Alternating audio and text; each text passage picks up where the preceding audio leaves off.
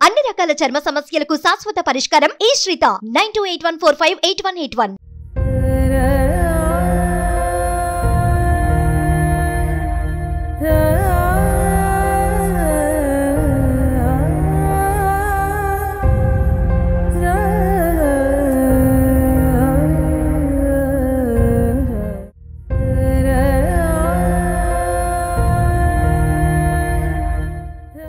నమస్తే, welcome to Suman TV. పుదుచ్చేరిలోని ముత్యాలపేటలో దారుణమైన సంఘటన చోటు చేసుకుంది. 9 ఏళ్ల చిన్నారిని అత్యంత కిరాతకంగా మానభంగం చేసి 6 దుర్మార్గులు కిరాతకంగా చంపేశారు. అందరినీ కదిలించి వేసింది సంఘటన అని చెప్పుకోవాలి. ఆ చిన్నారి సమాధి వద్దనే ప్రస్తుతం మనం ఉన్నాము. మార్చి 2వ తారీఖున పాప స్కూల్ నుంచి వచ్చిన తర్వాత ఇంటి దగ్గర బయట ఆడుకుంటుంది. ముత్యాలపేటలోనే వీళ్ళు నివాసం ఉంటున్నారు. వారి తండ్రి ఒక ఆటో డ్రైవర్ అండి. చాలా చిన్న కుటుంబం వాళ్ళది, అందులోనూ నిరుపేదలనే చెప్పుకోవాలి. ముత్యాలపేట అక్కడంతా కూడా సాధారణంగా అంటే ఆటో డ్రైవర్స్ కానీ ఏమైనా కూలి పనులు చేసుకునే వాళ్ళు వీళ్ళు ఎక్కువగా నివాసం ఉంటారు. ఈ పాప దగ్గరలోని ఒక గవర్నమెంట్ స్కూల్లోనే 5th క్లాస్ చదువుతోంది. చిన్నారికి 9 సంవత్సరాలు.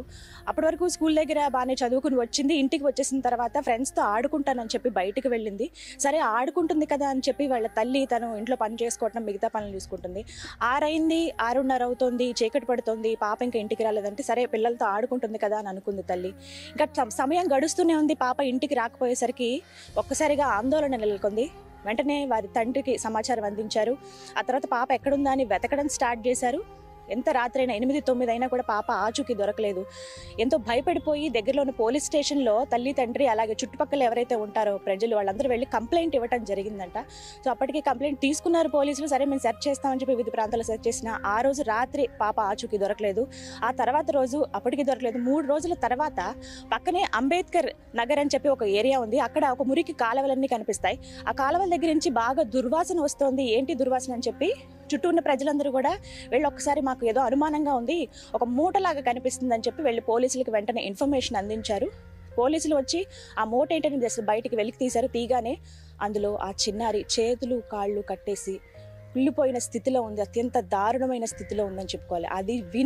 ఆ వార్త విని ఎక్కడో ఇలా ఒక మూట దొరికిందంట, అదేమో మన చిన్నారిదేమో అని చెప్పి ఆ తల్లికి ఎవరు ఇన్ఫర్మేషన్ ఇవ్వగానే గుండెలు అవిసిపోయేలా రోధిస్తూ ఆ తల్లి పరిగెట్టుకుని అక్కడికి వచ్చి చూసేటప్పటికి ఎవరైతే పాప 2వ తారీఖున మిస్ అయిందో ఆ పాప మృతదేహమే అక్కడ మూటలో కనిపించింది.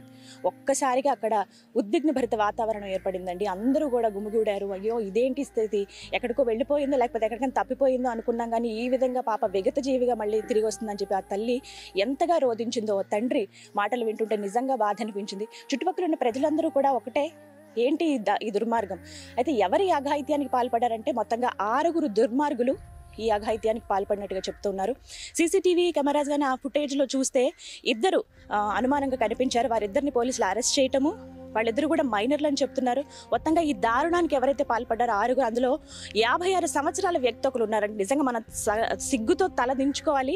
56 సంవత్సరాల వ్యక్తి 9 ఏళ్ల చిన్నారిపై ఇలా అఘాయిత్యానికి పాల్పడ్డం నిజంగా ఎంత దుర్మార్గమైన చర్య, ఎంత మనసు లేదో ఆ వ్యక్తికి, కనీసం మనిషేనా అని అడగాలనిపిస్తోంది నిజంగా. ఇంకొకటి ఏంటంటే అందులో 3 మైనర్లు అని చెప్తున్నారు. దొరికిన 2 కూడా గంజాయి మత్తులో ఈ విధంగా చేశామని చెప్పి పోలీసుల దగ్గర ఒప్పుకున్నారు. ఆ తర్వాత మిగతా వాళ్ళ గురించి కూడా సెర్చ్ చేస్తున్నారు. కానీ నిజంగా ఎంత దారుణమైన ఘటన అంటే ఇక్కడ ప్రజలందరూ కూడా ఒకటే చెప్తున్నారు, ఒక్కసారి ఆ నిందితుల్ని పోలీసులు కానీ చట్టాలు కానీ కోర్టులు ఇవన్నీ మాకు అవసరం లేదు, వాళ్ళని మాకు అప్పగించండి, వాళ్ళ సంగతి మేము చూస్తామని ఇక్కడ ర్యాలీలు కూడా నిర్వహించారు. మామూలుగా పుదుచ్చేరి అంటే ఇక్కడ టూరిస్ట్ ప్లేస్, ఇది చాలా మంది వేరే వేరే దేశాల నుంచి వస్తారు. వాళ్ళు కూడా వచ్చి ఆ ర్యాలీలో పాల్గొని ముక్త కంఠంతో ఒకటే చెప్పారు, అలాంటి దుర్మార్గుల్ని బతకనివ్వద్దు అని చెప్పి.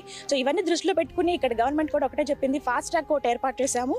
ఒక 7 రోజుల్లోనే ఎవరైతే నిందితులు ఉన్నారో వాళ్ళని ఖచ్చితంగా శిక్ష పడేలాగా చేస్తాము, వాళ్ళకి కఠిన శిక్ష ఉంటుంది అని చెప్పి గవర్నమెంట్ తరఫు నుంచి హామీ ఇస్తున్నారు.